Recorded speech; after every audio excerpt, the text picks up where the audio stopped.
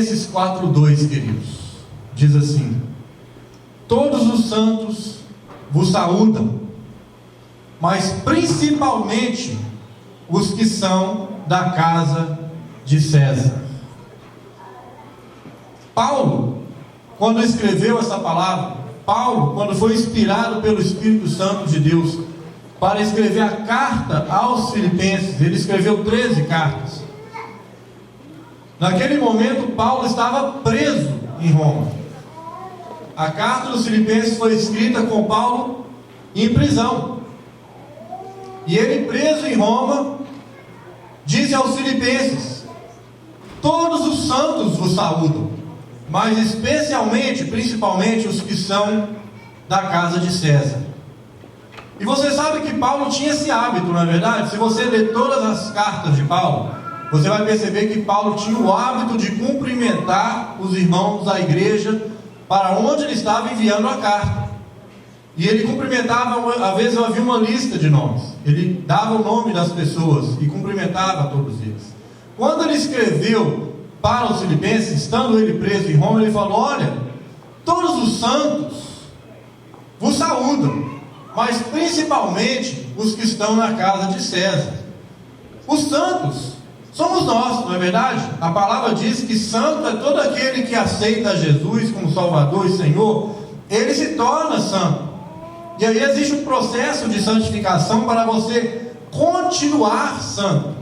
Porque todas as vezes que você levanta as suas vozes e diz ao Senhor que você está arrependido dos seus pecados, e o Senhor te perdoa, você está naquele momento tão santo quanto qualquer outro. Você está tão santo quanto Abraão, tão santo quanto Pedro, tão santo quanto Paulo. Só que o pecado vem e penetra de novo e você dessantifica, não é verdade? E aí você tem que ressantificar. Então esse é o processo. E Paulo chamava os irmãos de santos. Assim como hoje nós falamos: ô irmão, ô irmã. Não existe nada de errado de falar: ô santo de Deus, ô santa de Deus, porque somos santos. Mas Paulo estava mandando um abraço coletivo. Ele estava em Roma e lá tinha outros santos também, tinha outros crentes. Mesmo ele estando preso, ele estava mandando uma mensagem coletiva: olha, nós aqui de Roma, nós que estamos aqui agora, os santos que estão aqui agora, nos mandam uma saudação, nos mandam um abraço, especialmente os que estão aqui dentro dessa casa, a casa de César. A casa de César. O que será que é a casa de César? A casa de César, aqui assume-se pelo texto, que é o palácio do imperador, porque Paulo estava preso lá, dentro da prisão, de dentro do palácio, provavelmente no basement, né, no subterrâneo, em algum lugar dessa maneira. E ali, dentro do palácio de César, havia santos, segundo Paulo. Obviamente, então, esses santos eram cristãos que estavam lá no palácio, talvez servindo, talvez eram servos dentro do palácio. Eram pessoas que estavam tentando viver uma vida cristã, mesmo dentro do palácio de César. E eu fiquei pensando sobre isso. Algumas marcas, algumas características desse palácio de César, para poder trazer isso para nossas vidas hoje. Porque o palácio de César tinha algumas peculiaridades, tinha algumas coisas que aconteciam lá. E eu comecei a perceber que são muitas coisas parecidas e semelhantes com o que nós vivemos no mundo hoje. Para você ver que já se passaram 2000 anos, mas as coisas não mudam muito não. Olha, se fazem carro mais moderno. Naquela época era carroça, né, com cavalo. Hoje é carro que vai a 300 por hora. Se fazem casas, se fazem, né, a eletricidade trouxe muita modernidade, muito conforto, muita conveniência. Mas as circunstâncias do servir a Deus e as dificuldades que nós vivemos hoje são muito semelhantes àquelas que os cristãos lá na casa de César passavam e sofriam naquela época. Então eu vou falar algumas coisas sobre a casa de César para os irmãos.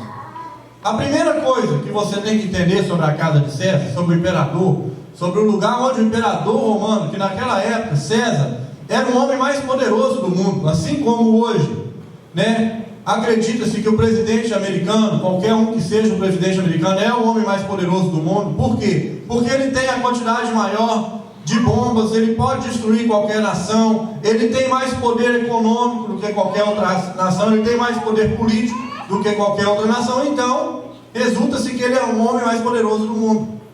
Naquela época era César. Dentro do palácio de César, a primeira coisa, havia um exército. E esse exército que estava lá, aqueles soldados, eles eram treinados, milhares de soldados treinados. E eles eram treinados para não ter piedade contra qualquer povo inimigo. Qualquer um que se levantasse contra César era morto sem piedade. Às vezes não morto como simplesmente um tiro, ou simplesmente decepar a cabeça, ou algo parecido. Muitas vezes eles eram julgados para estar com os gladiadores na arena. Aquele Coliseu romano que hoje nós temos lá em Roma, na cidade lá de Roma, aquilo era um local real.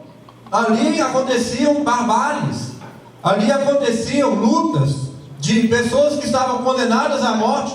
Então eles, ao invés de simplesmente matá-los, eles faziam aquilo todo um grande entretenimento, um grande teatro, e colocavam para lutar contra os gladiadores do imperador, e colocavam depois para serem devorados pelas feras, pelos leões e por outras feras que tinham lá.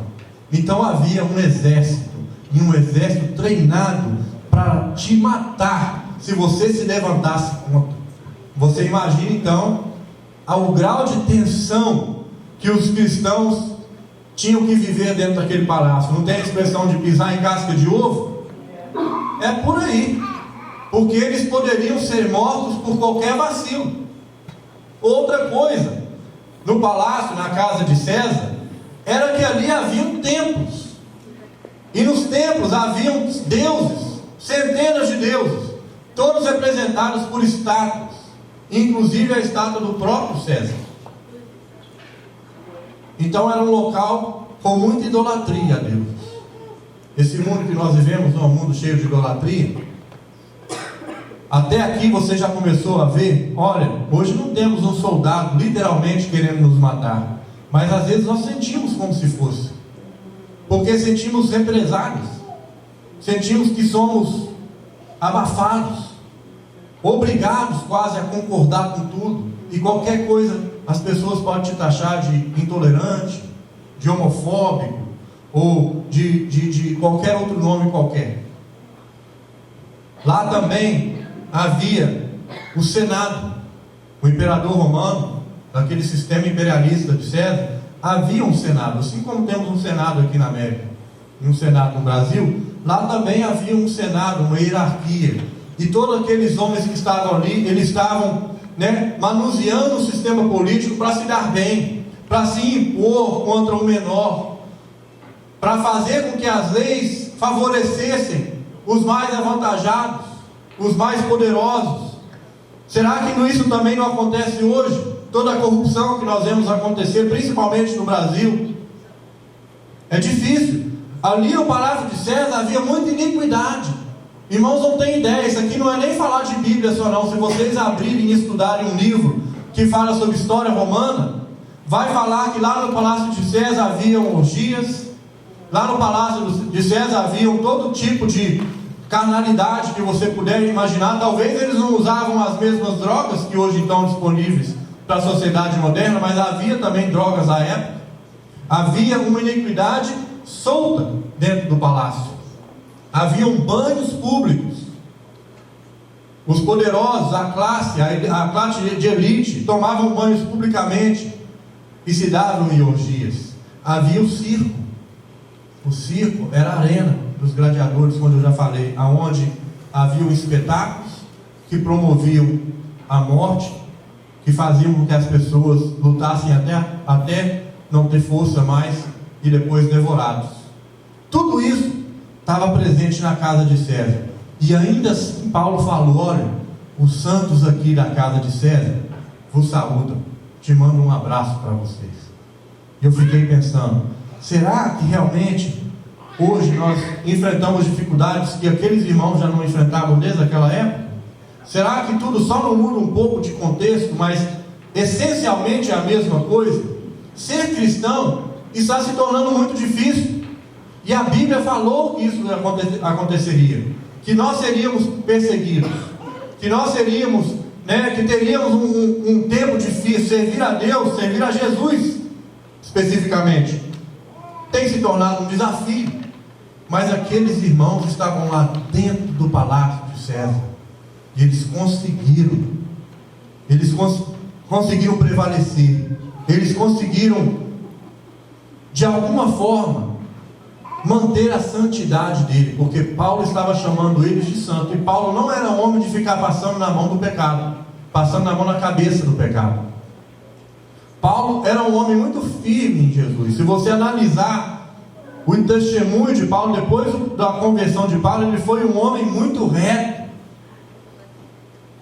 foi um evangelista extraordinário, um testemunho quase sem igual, tanto que ele praticamente escreveu a maioria do Novo Testamento, e Deus usou Paulo para escrever a maioria do Novo Testamento.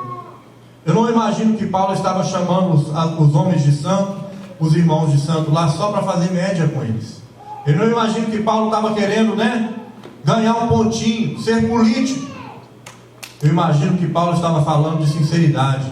Diz: olha, os santos aqui da casa de César, dessa avacalhação aqui, dessa loucura que está aqui, nós que estamos santos, nós que estamos mantendo a nossa santidade, nós que estamos mantendo os ensinamentos de Jesus, nós mandamos um abraço para vocês, irmãos da igreja de Filipos. Aí eu pensei, como então ser santo no meio de um mundo tão podre, no meio de um mundo tão difícil, no meio de uma sociedade tão contaminada? Paulo propôs isso na carta aos Filipenses. Paulo propôs algumas estratégias. Quem sabe ele estava até mesmo escrevendo aos Filipenses, exatamente naquele momento, usando os irmãos de Roma como um incentivo, porque é sempre muito mais fácil você viver um desafio quando você está enxergando outras pessoas vivendo e vencendo. É muito difícil de eu persuadir os irmãos da igreja com mensagens preparadas, com melhores mensagens que elas sejam, se não houver um testemunho de vida acoplado com elas, se não tiver um testemunho real, algo que vocês podem enxergar. É difícil da igreja seguir. Paulo então estava usando os irmãos de Roma como um exemplo aos irmãos de Filipe. E a igreja filipense recebeu uma carta maravilhosa, que vocês depois podem ler em casa. Paulo dá dois exemplos que nós precisamos chamar para a nossa vida. Ele disse que a santidade precisava ser radical, e ele disse que a santidade precisava ser incondicional. Se vocês lerem a carta aos Filipenses, vocês vão estar percebendo essas dicas de Paulo. Santidade ensinada por Paulo aos Filipenses, ela era radical. Sabe por quê? Porque com Deus, queridos, é tudo ou nada. Não tem mais ou menos com Deus. Com Deus, a palavra diz que é o quê? Ou é luz, ou é trevas. Com Deus é quente ou frio, porque ele diz que ele até faz o quê com o morno? Vomita sobre ele. Então com Deus é radical mesmo. E o problema do cristianismo, da santidade, aqui já é um grande problema que nós vivemos hoje. Porque hoje a radicalidade, qualquer tipo de radicalidade, é vista como negativo, é vista como fanatismo, é vista como intolerância. E nós não queremos ser radicais porque estamos preocupados com o julgamento dos outros. Mas a santidade a Deus, ela precisa ser radical. Ela não pode ser mais ou menos. Não pode haver espaço para dúvidas. Não pode ter um talvez. Você precisa estar 100% disposto a santificar-se radicalmente. É fácil? Não, não é. Mas Paulo deu alguns exemplos, alguns versículos que podem ficar de incentivo para a igreja. E hoje eu vou falar sobre isso. O primeiro exemplo de santidade radical é o amor.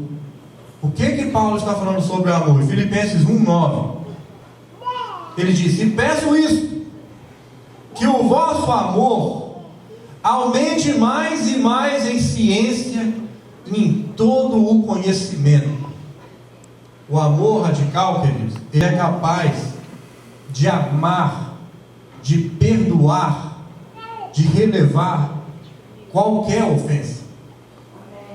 O amor bíblico precisa ser radical. Deus foi radical no amor dele, porque Deus enviou o próprio Filho. Jesus foi radical no amor dele, porque ele entregou a sua vida. Então não dá para a gente querer ser santo mais ou menos. Não dá para nós limitarmos o amor, porque o amor é a essência de Deus, e o amor é o grande mandamento de Deus. O amor de Cristo, o amor de Deus foram radicais. O nosso amor por uns com os outros precisa ser radicalizado. Nós precisamos ser radicalmente amorosos, de acordo com a palavra de Deus. A santidade radical também é através do testemunho. Filipenses 1, de 12 a 14, Paulo diz o quê? E quero, irmãos, que saibais que as coisas que aconteceram contribuíram para o maior proveito do Evangelho. Paulo estava falando das coisas que aconteceram com ele. De maneira que as minhas prisões em Cristo foram manifestas por toda a guarda pretoriana e por todos os demais lugares. E muitos dos irmãos do Senhor, tomando ânimo com as minhas prisões, ouçam falar a palavra mais confiadamente e sem temor. Paulo estava se regozijando, se alegrando pela prisão dele. Olha que coisa louca, porque ele diz: olha, irmãos, não fica preocupado aí porque eu fui preso, não fica com peninha de mim porque eu fui preso, não, porque através da minha prisão, toda a guarda pretoriana ouviu, porque Paulo não se cansava de falar, de evangelizar. Através da minha prisão, ele está falando que uns irmãos foram até incentivados, ficaram mais animados, porque ouviram a falar mais de Jesus. E Paulo está falando que esses mesmos irmãos, depois de estarem com ele naquela prisão, ousavam falar mais confiadamente, sem temor, sem medo. Então Paulo estava dando glória na desgraça. Paulo estava dando glória numa situação completamente desfavorável a ele. Por isso, quando nós vivemos, queridos, uma situação adversa, nós não precisamos de ficar com pena de nós mesmos, mas ao invés disso perguntar: Senhor, não está gostoso, não está bom, mas eu sei que tu tem um propósito através disso tudo. Então, Senhor, me coloca dentro desse propósito, me mostra o que é, porque eu quero te glorificar dentro dessa dificuldade e dessa adversidade. Isso é radicalidade, não é? Isso é ser um crente radical. Você sabia que a palavra testemunha, em grego, ela quer dizer martíria, que depois derivou a palavra mártir? Mártir é o quê? Quem é considerado mártir? Aquele que morre por uma causa. Quando você morre por uma causa, você é considerado um mártir. Até se for uma causa do mal, você acaba sendo considerado um mártir daquela causa. Paulo estava disposto a se tornar um mártir, se tornou um mártir, e muitos se tornaram. Paulo desejava testemunhar o evangelho dele para até os oficiais romanos. Paulo, se você olhar as cartas de Paulo, Paulo teve a oportunidade de ser solto, e ele não quis, ele rejeitou ser solto. Por quê? Se eu for solto, eu nunca vou chegar no palácio de César. Só preso que eu vou conseguir chegar lá. Olha a disposição de Paulo. Ele pensou assim: olha, se eu não for preso, se eu for solto, eu nunca vou ter uma oportunidade de chegar de frente daquele senado, daquele imperador, e falar de Jesus para eles. Eu preciso ser preso. E ele negou a oportunidade de ser livre. Isso é radicalidade. Isso é querer ser testemunha radical. A união também tem que ser radical. Lá em Filipenses 1, 27 diz o quê? Somente deveis portar-vos dignamente, conforme o Evangelho de Cristo, para que, quer vá e vos veja, quer esteja ausente, ouça acerca de vós que estáis no mesmo Espírito, combatendo juntamente com o mesmo ânimo, pela mesma fé do Evangelho. Mesmo Espírito, mesmo ânimo, mesma fé. A união que não é radical não é união. União, a palavra união, literalmente, ela precisa ser radical. Se nós estamos unidos, nós estamos unidos. Se não estamos, não estamos. Não dá para parcializar isso aqui. Nós precisamos ser unidos, irmãos unidos, radicalmente, compartilhando tudo um com o outro, orando pelas causas iguais, orando pelas causas diferentes. Campanhas de oração são um grande exemplo de união. E nós estamos em campanha agora, orando pelas causas uns dos outros, intercedendo uns pelos outros. Nós jogamos no mesmo time. Nós não pensamos iguais em todas as coisas, nós não concordamos em tudo, mas Cristo é o pilar da nossa união. E isso nós concordamos. Isso é o mais importante. Isso é a nossa razão de estar unidos. E a perseverança. Filipenses 1, 28 a 30 diz: e em nada vos espantais do que resistem, porque para eles a verdade é indício de perdição, mas para vós de salvação. E isso é de Deus, porque a vós foi concedido em relação a Cristo não somente crer nele, como também padecer por ele.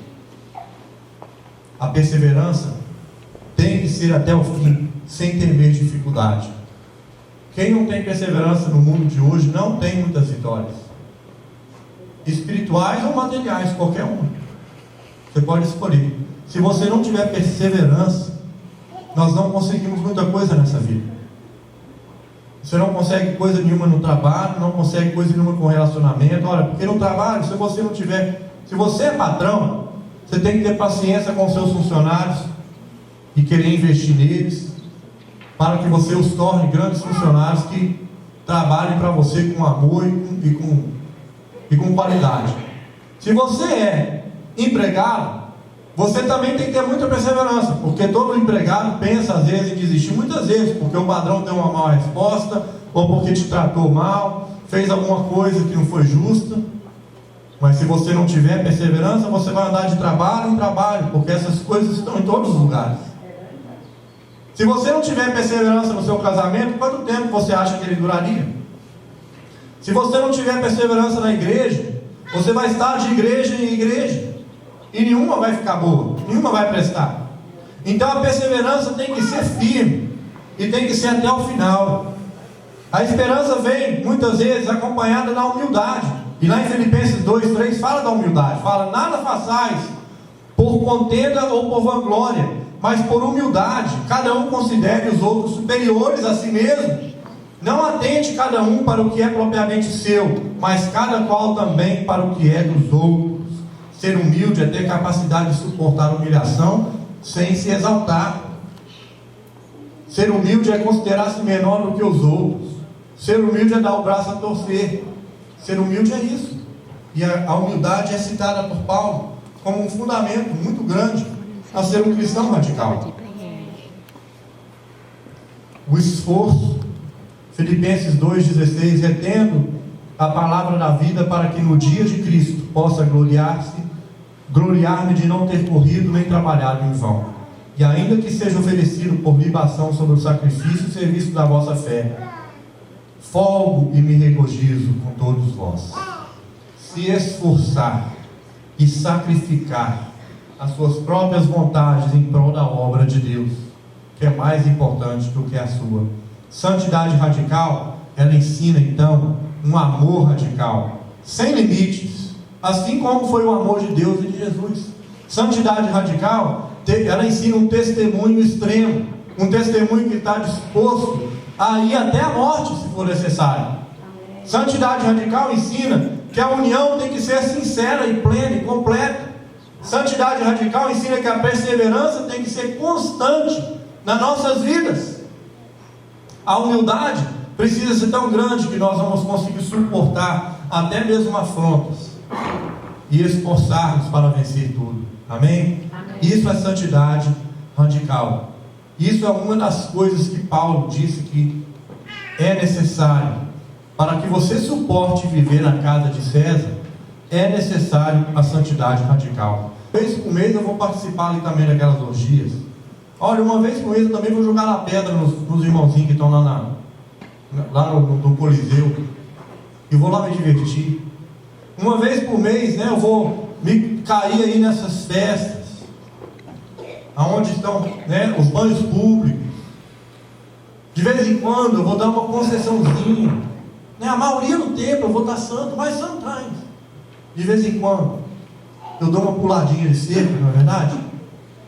Isso não é santidade radical. Se fosse assim, nós sabemos muito bem, o pecado é mais forte do que nós, quando nós não estamos santos. Irmãos sem santidade não conseguem lutar contra o pecado. Para lutar e vencer o pecado, precisa de santidade. Senão o pecado facilmente toma conta das nossas vidas. E Paulo falou de santidade incondicional. Ele ensinou isso aos filipenses.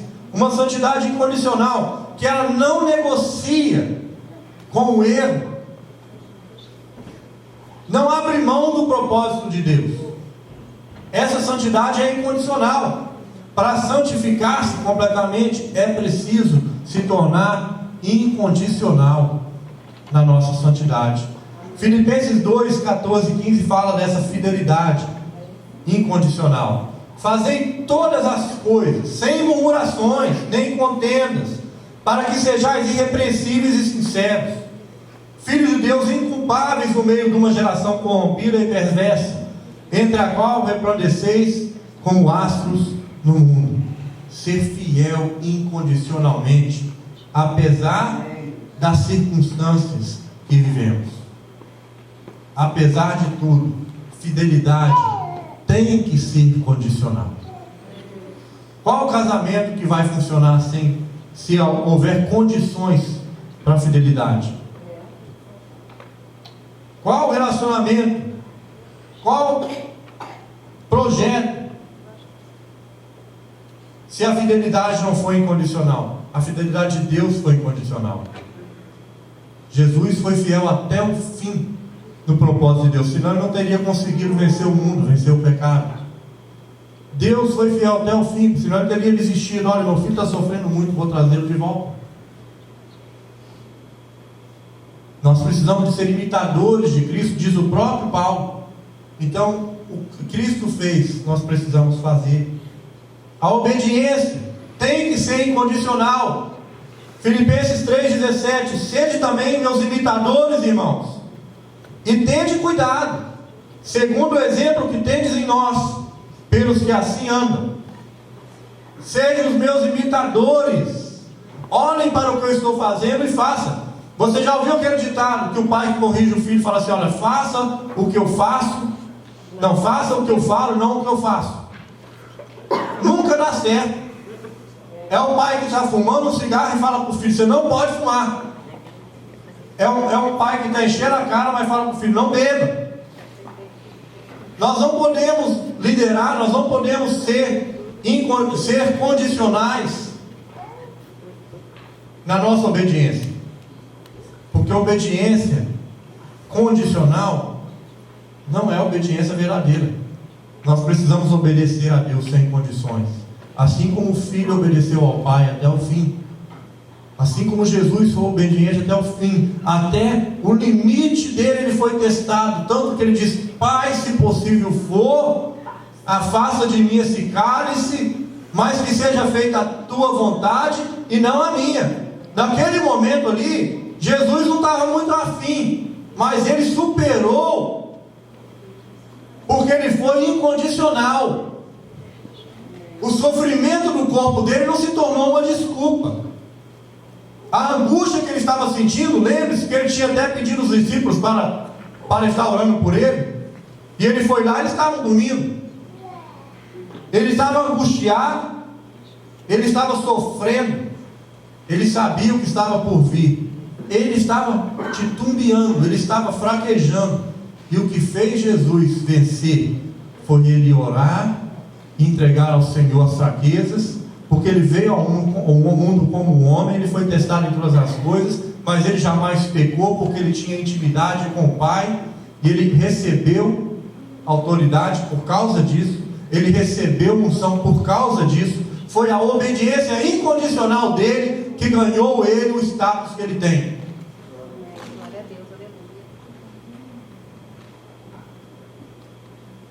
vigilância. Filipenses 3,18, porque muitos há, dos quais muitas vezes vos disse, e agora também digo, chorando, que são inimigos da cruz de Cristo. A vigilância nos ajuda a santificar a vida, para não pecar nas pequenas coisas. Quando a Bíblia fala, vigiai e orai, eu não creio que a Bíblia está se referindo a essas coisas cabeludas, né? Essas coisas, pecado cabeludo, todo mundo sabe. Isso aí é óbvio. Isso aí nós vemos que, né, até um cristão que não tem muito discernimento, ele consegue ver essas grandes coisas. No nosso ponto de vista, né? Porque no ponto de vista de Deus, um pecado é um pecado. Mas são nas pequenas coisas que nós temos que orar e vigiar. São nas pequenas coisas sutis que o inimigo vai enviando para que nós caiamos. Porque ele sabe que se ele te apresentar um pecado muito, muito óbvio, muito gritante, a chance de você cair é mais difícil. Mas as pequenas coisas precisamos vigiar. É isso que Paulo está falando aos Filipenses. Alegria incondicional. Regozijai-vos sempre no Senhor. E outra vez digo, regozijai-vos. A palavra em outras versões diz alegrai-vos sempre. Alegrai-vos sempre. Outra vez digo, alegrai-vos. Incondicionalmente. Paulo insiste aos Filipenses que eles ficassem sempre alegres, mesmo estando com o apóstolo preso. Tanto que ele falou para eles, não fica aí choramingando, lamentando a minha prisão, não. Alegrai-vos. Olha, a minha prisão está sendo usada para me evangelizar esse povo aqui, esses soldados, essa corte romana, até os presos lá na cadeia que estavam com ele. Regozijai-vos, irmãos. Olha, alegrai-vos, diz o Senhor. Ele repete 3 vezes isso. Incondicionalmente, sejam alegres. Sabedoria. Filipenses 4:8. Quanto ao mais, irmãos, tudo que é verdadeiro, tudo que é honesto, tudo que é justo, tudo que é puro, tudo que é amável, tudo que é de boa fama, se há alguma virtude e se há algum louvor, nisso pensai. É maravilhoso esse versículo aqui. Precisamos buscar o discernimento de Deus, olha, porque Paulo está falando exatamente isso, né? Olha, irmão, busca a verdade. Se você não sabe o que é a verdade, então você precisa de buscar discernimento, né? Busca a verdade, busca o que é honesto, né? O que é justo. Essas coisas, essa lista que ele está dando aí, são coisas que precisam nos motivar com as coisas corretas, motivar nisso e pensar nisso, porque todo pensamento é que gera o pecado depois. Nós não cometemos pecados se não pensarmos nele. Se nós pensamos no que é bom, se nós pensamos no que é verdadeiro, se estamos ocupando a nossa mente com o que é justo, se estamos ocupando a nossa mente com o que é amável, nós vamos inevitavelmente a fazer o que é justo, fazer o que é amável, fazer o que é correto, fazer o que é verdadeiro. Isso vai nos acompanhar incondicionalmente. Solidariedade.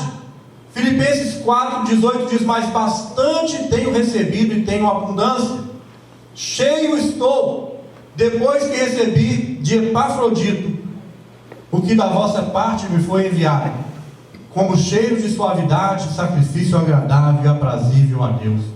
Solidariedade. Esse nome complexo aí que vocês estão vendo, Epafrodito, ele foi um enviado por Paulo como mensageiro a Filipe. Paulo enviou esse irmãozinho aí. Olha, Epafrodito, vai lá, leva a minha carta para eles lá. Não tinha e-mail, tinha que mandar como mensageiro. E mandou. Quando ele voltou, ele trouxe a ajuda da igreja para o sustento de Paulo. Nós precisamos buscar uma santidade incondicional. Incondicional, assim como ela foi radical, tem que ser radical, tem que ser incondicional, que não abre mão das pequenas coisas, que não abre concessão das pequenas coisas. Ser fiel no pouco, para depois sermos também no muito. Sermos obedientes em tudo. Se nós falhamos em ser obedientes com as coisinhas, nós jamais seremos obedientes com as coisas mais difíceis. É até uma bênção essas pequenas coisas, porque servem de treinamento. Buscar sabedoria para ter discernimento e solidários, né, com quem precisa. Isso é ser santo incondicionalmente. Deus quer que vocês sejam santos incondicionalmente.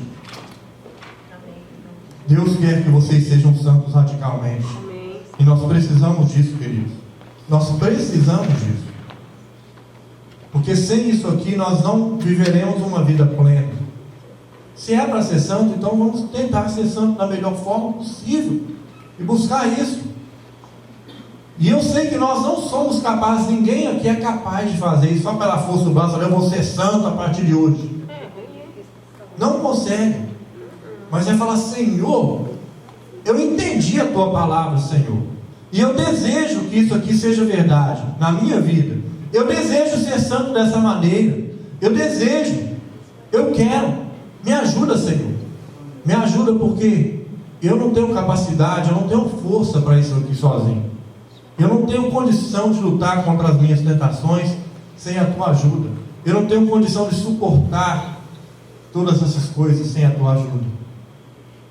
Mas assim como havia irmãos santos na casa de César, que não se contaminaram com o pecado, que não se importaram com todo o ambiente completamente desfavorável, se conservaram puros no meio de um mundo cheio de iniquidade, nós hoje também temos que parar de dar desculpas às coisas, né? Porque hoje é fácil também você falar: olha, não consegui lá segurar porque aquele irmãozinho me picou até o fim, aí eu explodi. Não consegui tolerar mais uma ofensa, aí também, né, caí no mesmo pecado. Não consegui ser fiel porque também me traíram. Não consegui dar testemunho porque as pessoas não queriam ouvir. Isso são desculpas que aqueles irmãos poderiam ter usado também, mas eles não se preocuparam com as dificuldades, eles se focaram mais na parte deles. A nossa parte, o que nos toca, é buscar a santidade. Essas mesmas dificuldades, elas foram enfrentadas antes, elas estão sendo enfrentadas agora, e os nossos filhos vão enfrentá-las depois, até a consumação do século. Isso aqui não vai mudar, provavelmente vai até piorar. Mas nós precisamos estar dispostos. Muitas vezes nós não entendemos o sentido de santidade. Santidade não é ficar isolado no mundo, porque muitos pensam assim, né? Quanto mais isolado, mais fácil, que aí os outros ninguém te perturba, ninguém entra no caminho. E ser santidade, ser crente, ser sozinho é mais fácil. Mas não é isso que diz a Bíblia. Pelo contrário, a Bíblia diz o quê? Que nós somos o quê? Sal da terra, luz do mundo. Nós é que damos sabor para o que está sem sabor. Nós é que damos o tempero para as coisas sem graça da vida. Nós é que mostramos ao mundo que o nosso sabor é melhor do que o do mundo, porque nós somos esse sabor, nós somos esse sal, e nós é que somos luz, que trazemos luz aonde há trevas. Nós é que temos que fazer isso. E você não pode ser luz de ninguém se você está sozinho, e você não pode ser sabor de ninguém, dar sabor a nada, se está solitário. Essa santidade deve ser radical. A nossa santidade tem que ser radical e incondicional. Amém? Amém. Vamos orar por isso? Para que Deus santifique as nossas vidas e nos ajude a radicalizar mesmo, radicalizar incondicionalmente a nossa santidade, e sem ficar preocupado com o que outros vão dizer, porque Deus há de fazer a parte dele. Deus há de fazer a parte dele. No nome de Jesus.